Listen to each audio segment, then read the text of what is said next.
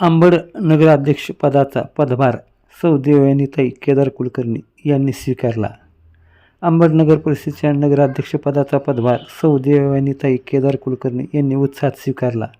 या प्रसंगी अंबड बदनापूर मतदारसंघाचे आमदार नारायण कुचे, माजी आमदार विलासबापू खरात, माजी नगराध्यक्ष, नवनिर्वाचित नगरसेवक, रासपाचे नगरसेवक, भाजपचे पदाधिकारी व विविध पक्षाचे नेते मोठ्या संख्येने उपस्थित होते. पदभार स्वीकारण्यापूर्वी केदार कुलकर्णी यांच्या निवासस्थानीपासून अंबड नगर परिषद कार्यालयापर्यंत भव्य दुचाकी रॅली काढण्यात आली. या रॅलीत आमदार नारायण कुचे, माजी आमदार विलासबापू खरात, नवनिर्वाचित नगराध्यक्षा सौ देवयानीताई केदार कुलकर्णी तसेच भाजप व मित्रपक्षाचे नवनिर्वाचित नगरसेवक सहभागी झाले होते. नगर परिषद कार्यालयात पदभार स्वीकारण्यापूर्वी घोषणाने परिसर दणाणून गेला. यावेळी नगरसेवक केदार कुलकर्णी, त्यांचे समर्थक, अंबड शहरातील प्रतिष्ठित नागरिक आणि कार्यकर्त्यांनी मोठ्या संख्येने उपस्थिती होती. ही नगर परिषद आमदार साहेबांच्या नेतृत्वामध्ये नक्कीच गरुड झेप घेणार आहे. मी एवढं तुम्हाला बोलतो, जास्त बोलायचं नाही. आमदार साहेबांना सुद्धा जाण्याची गडबड आहे, त्यांनाही खूप कार्यक्रम व्यस्त आहे. आता बोलण्यापेक्षा करून दाखवलेलं चांगलं आहे, म्हणून बोलतो कमी. येणाऱ्या काळात काम करून दाखवू. आमदार साहेबांच्या नेतृत्वामध्ये आपल्याला शहराला कोणताही प्रकारचा निधी कमी पडणार नाही. व सर्व सदस्यांचंही मी खूप अभिनंदन करतो. आणि आमदार मी 2 शब्द मार्गदर्शनाची विनंती. आवाजच नाही पाठीमागे. बोलो भारत माता की जय. हिंदवी स्वराज्याचे संस्थापक छत्रपती शिवाजी महाराज, भारतरत्न डॉक्टर बाबासाहेब आंबेडकर यांना विनम्र अभिवादन करून आजच्या या पदग्रहण सोहळ्याच्या ज्यांचा आज पदग्रहण होत आहे त्या सौ देवानी केदार कुलकर्णी नगराध्यक्ष अंबड या पदग्रहण सोहळ्यासाठी आवर्जून उपस्थित असलेले व्यासपीठावर विलासबापू खरात नेते माझे आमदार आदरणीय औदुंबरजी भाडले साहेब, आदरणीय केदारदादा कुलकर्णी, देवदास भाऊ कुचे, सभापती माजी रमेश भाऊ पटणे, तालुक्याचे अध्यक्ष प्रदीपजी पवार, आमचे शिवो आदरणीय मनोजी उटिडे साहेब, व्यासपीठावरील सर्व नगरसेवक, सर्व कार्यकर्ते बंधूंनो, अंबड शहराच्या इतिहासामध्ये एक गोष्ट लक्षात घेतली पाहिजे. जनतेतून नगराध्यक्ष निवडून आल्यानंतर एवढ्या मोठ्या लीडना एवढे नगरसेवक, भारतीय जनता पार्टी रासपाचे 16 नगरसेवक ज्या शहराच्या मतदार मायबापांनी आमच्यावर विश्वास ठेवून नगराध्यक्ष 16 नगरसेवक निवडून दिले, त्याबद्दल मी सर्व मतदार बंधूंचे अंबड शहराचे मनापासून आभार मानतो आणि त्यांना मनापासून धन्यवाद देतो. खरं म्हणजे आनंद ह्या गोष्टीचा आहे की एखाद्या पदाचं जेवढे गळ्यात फुलं आपल्या पडतात त्याच्यापेक्षा जास्त जबाबदारी त्या पाठ्या मोजल्याप्रमाणे आपल्यावर ही जबाबदारी शहराच्या जनतेने, पण जी कार्यकर्त्यांनी मेहनत घेतली, भारतीय जनता पार्टीने विश्वास टाकला आणि सगळ्या आज मी मित्र पक्षाशी युती न करता मी लढलो. काही मित्र पक्षाला नाराजी व्यक्त केली, पण मी नम्रपणे सांगतो इच्छुकाची मोठी संख्या असल्यामुळे आम्ही स्वतंत्र लढलो आणि सगळ्या कार्यकर्त्याला लढण्याची संधी, कारण की गेल्या 9 वर्षापासून अंबड शहराची निवडणूक झाली नव्हती.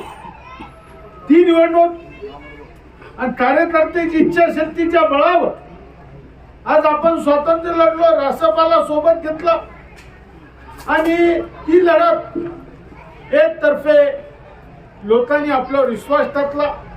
मी खरं म्हणजे देवानी केदार कुलकर्णी आणि त्यांच्यासोबत निवडून आलेले भारतीय जनता पार्टी रासपाचे 16 नगरसेवक, आता निवडणूक झाली, राष्ट्रवादीचे बी 4 निवडून आले, एक काँग्रेसचे बी आला, एक मित्रपक्ष अजितदादा गटाचेही निवडून आले. मी सर्व नगरसेवकाचं मनापासून अभिनंदन करतो. ही नगर परिषदच्या शहराच्या दृष्टीने सर्व नगरसेवकांनी नगराध्यक्षांनी खांद्याला खांदा लावून या शहराचा पाण्याचा प्रश्न असेल, या शहराचा स्वच्छतेचा प्रश्न असेल, तो सर्वांनी मिळून सनी आपण चांगला काम करावा या शुभेच्छा देतो. खरं म्हणजे आज मी बघितलं बाबूराव मालकानंतर त्यांच्या परिवाराला सन्मान इथं मिळाला. तो सन्मान या जनतेच्या ऋणातला आहे. तो मी सन्मान जो असतो तो विकासाच्या माध्यमातून तुम्हा आम्हाला हे ऋण फेडण्याचं काम करायचं असतं.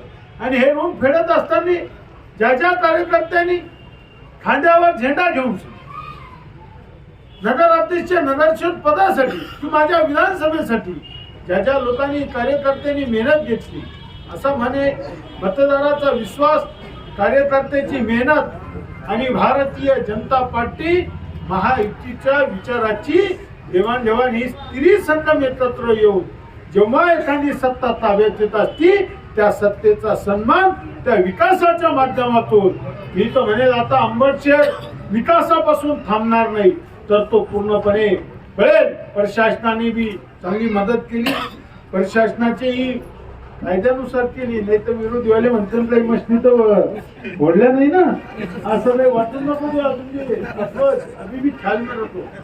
वैष्णव लफडा करता नाही मी लोकशाही काय हे कहून सांगितलं मी की निवडणुका येत असत्या जात असत्या. कार्यकर्त्यांनी जेव्हा मेहनत घेतलेली असती तेव्हा मतदारांनी विश्वास टाकलेला असतो आणि पक्षाने आपल्यावर विश्वास टाकलेला असतो.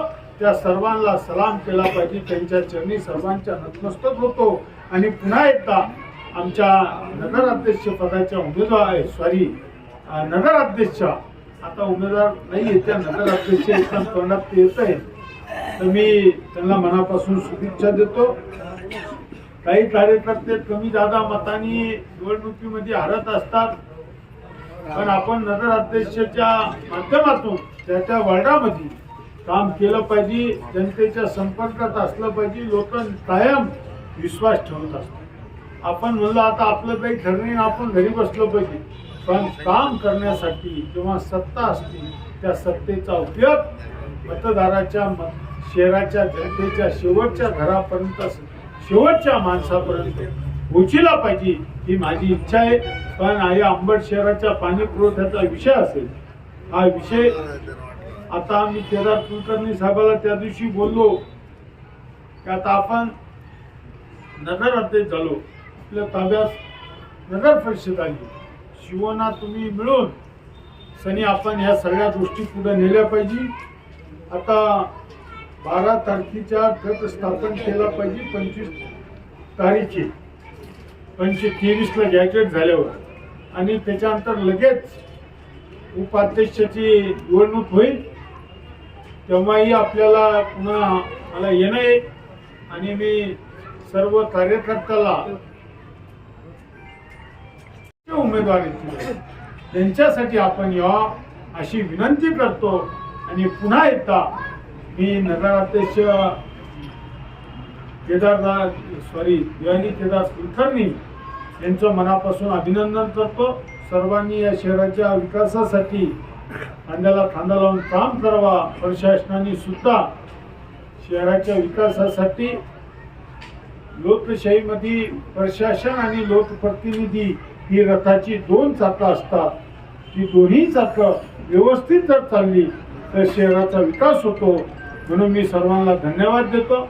आदरणीय महाराष्ट्राचे यशस्वी मुख्यमंत्री आदरणीय देवेंद्रजी फडणवीस साहेब, आदरणीय प्रदेशाचे अध्यक्ष रवींद्रजी चव्हाण साहेब, आदरणीय बावनकुळे साहेब, आमचे नेते आदरणीय रावसाहेबजी दानवे, आदरणीय बबनरावजी लोणीकर, विलास बापू खरात आणि आमचे मित्रपक्षाचे महादेवजी जानकर साहेब, या सर्वांनीचे या नेत्याचे मनापासून आभार मानतो. आणि मी पुन्हा एकदा आपल्या सर्वांना धन्यवाद. जय हिंद, जय महाराष्ट्र.